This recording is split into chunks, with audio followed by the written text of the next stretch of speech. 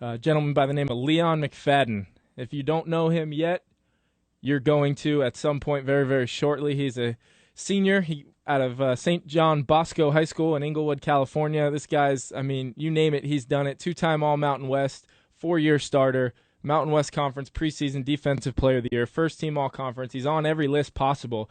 And the thing I like the most is he's a 2-time scholar athlete. Leon, how are you? I'm good, and how about yourself? I'm doing well, man. I'm doing well. So what was that media day like out there in Vegas? Is that where it was, Las Vegas? Yeah, it was in Vegas at the Cosmopolitan Hotel. Ooh. Yeah.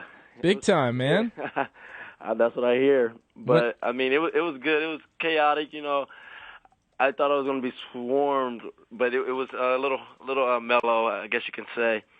But, it was a first-time experience, and it was great. Me being able to network with the different players from different teams, talk some X's and O's. But it was an overall fun journey. Well, don't get too comfortable, because here's what's going to happen. 7 years from now, you're going to do a radio show on Double X1090 with a guy you met at that media day, like I did with Eric Weddle, and you know what he's going to do? What he's going to do? He's not going to show up. He's not going to call. He's going to leave you hanging during your first radio show ever, and trust me, Eric's going to hear about that. But that's beside the point. I'm still venting about it. It's fine. Yeah, exactly. Leon, talk to me real quick. I know you guys did something very, very special today as seniors. What did strength coach Adam Hall have you guys doing today? Oh, today, as we do every summer, we go down to the Navy base out on Coronado Island, and we have a Navy SEAL Day. And we go out there, and we go through some training that those Navy SEALs go through during their Hell Week.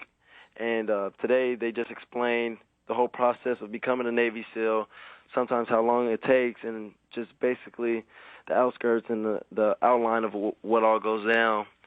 So today we just, did some log running, some surfing sandies, I believe they call it, jumping in the waters, and come back out and cover your whole body in sand. So that was pretty intense today. I bet you had some guys. Who was the least likely guy to get through the drills today? The least likely word on the street was Bryce Butler was going to be the one that quit. But we had nobody who quit. Our hurt guys did a lot of stuff over there with another instructor, and they praised those guys on that.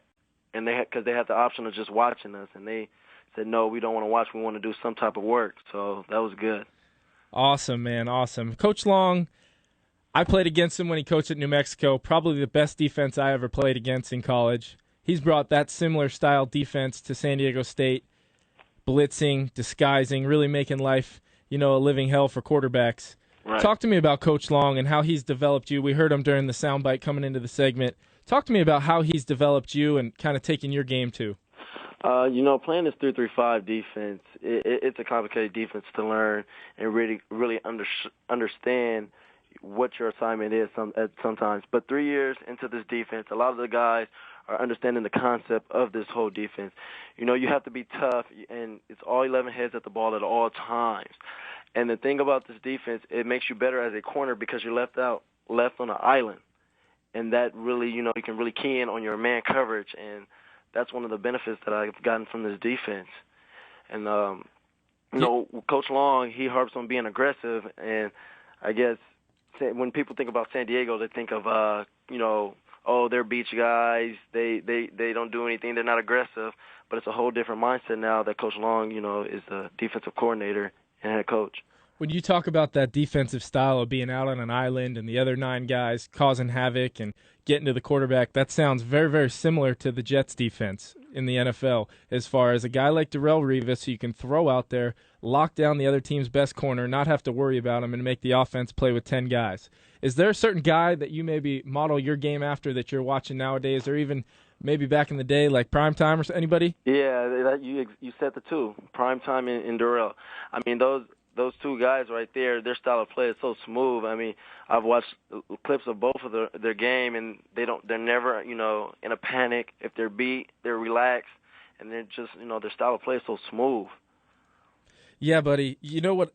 The thing that I've noticed of being around you guys this whole off season has been the swagger, but also the ability. Each and every group I see in that weight room, they come in with a purpose, and they come in as one group. Unified, working hard, and that's something that's not always been the case on the Mesa. And I think it's one thing that Coach Hoke installed when he first got here and has even grown even bigger under Coach Rocky Long. Talk to me about, as a senior, the leadership that you look to instill in some of these young guys of how things are being done now at San Diego State. Our team is, pushed from our senior leadership.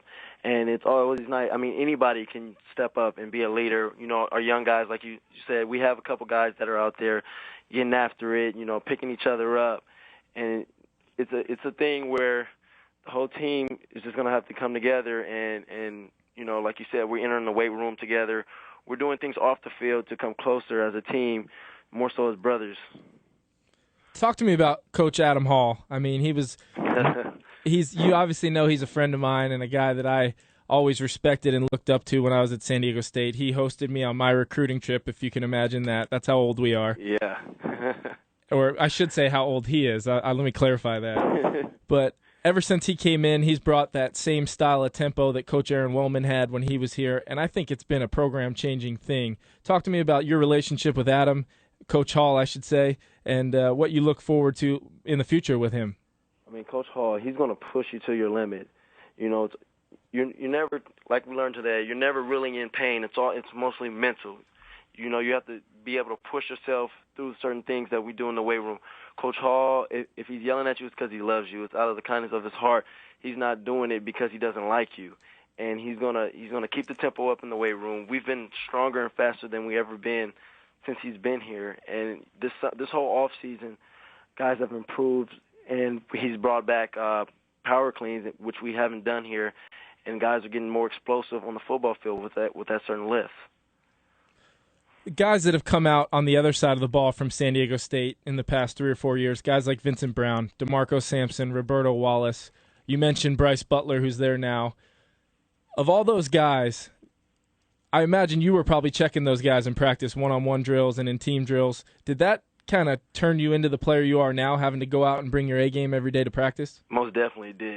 Guarding those guys on a daily basis is only going to better my skills, and I'm glad I was able to have those opportunities to be able to guard them in practice. I mean, Vincent, DeMarco, and Berto, those guys, back when I was a freshman guarding those guys and being able to stay with them really helped me, because when it came to the game, it wasn't as receivers that had those types of skills as fast as they did.